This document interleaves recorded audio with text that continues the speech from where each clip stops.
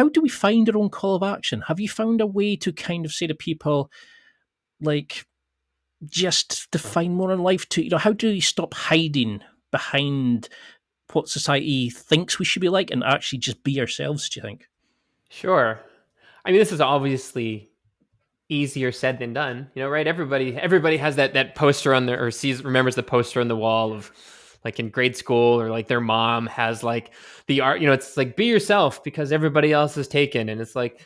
well, yeah, that's true. But also, like, doing things differently is terrifying, right? Like, there is a reason that there's a reason most people do the same stuff and go the same places and live the same way and get the same cozy, comfy job, because it's easy. The path is well trodden, and it's comfortable.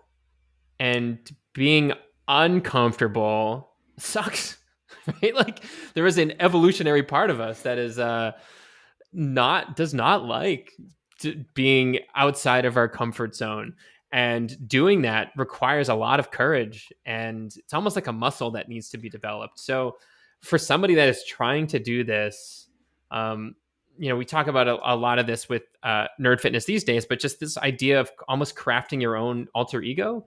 And it's like, Clark Kent, well, I guess Superman's the one inverted one, but every superhero, you have Peter Parker, and then his alter ego is Spider-Man, or Chris Evans.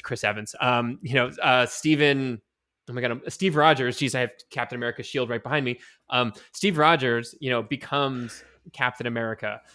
So you have this version of yourself, who you are, that has day-to-day responsibilities, and then there is this alternative version of you, this alter ego, that maybe the rest of the world doesn't get to see, but you get to craft what those things are, or what the attributes are of that new version of you. And that's creating like this superhero version of yourself that might be a little bit more risk, willing to take more risks or try something different, or they can push through the uncomfortableness of signing up or trying something new, when the regular version of you would be a little more likely to stay in the shadows or stay leaning against the wall. So I think it helps to draw from your favorite heroes. Like for me, it's, like I said, I have Captain America's shield on my wall behind me. My name is Steve, just like Steve Rogers. I was also skinny and weak, just like Steve Rogers. And I wanted to do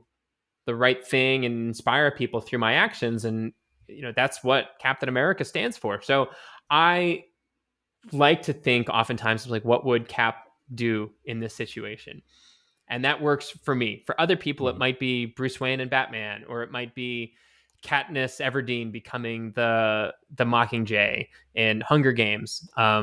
It might be Black Widow or Wonder Woman. Like, who knows what it may be, but it's taking the characters that you love, the stories that maybe that you are inspired by, and starting to craft what this alternative version of you could look like. You could even give your character a name.